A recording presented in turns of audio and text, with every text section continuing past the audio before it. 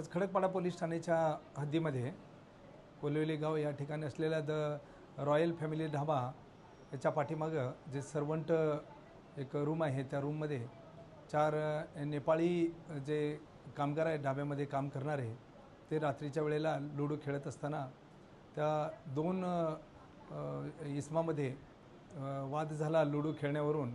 आणि त्याच्यातील एक मामा आहे, त्याचं वय आहे विधिसंघर्षित बालकाचं 16 वर्ष 7 महिने। त्यांनी त्याचा भाचा नात्याने लागत असलेला त्याचा भाजी कापण्याच्या सुरीने गळा चिरून त्याचा हत्या केलेली आहे।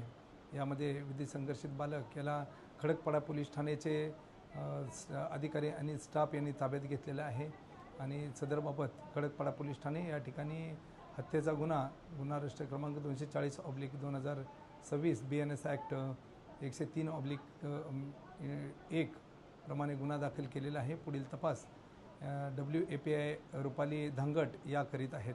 सर, लुडो म्हणजे काय, वाद काय होता नक्की त्यांच्यामध्ये? मोबाईलवर गेम आहे लुडो खेळण्याचा। ते 4 नेपाळी मुलं एक खेळत असताना त्यांच्यामध्ये आपसात वाद झाला।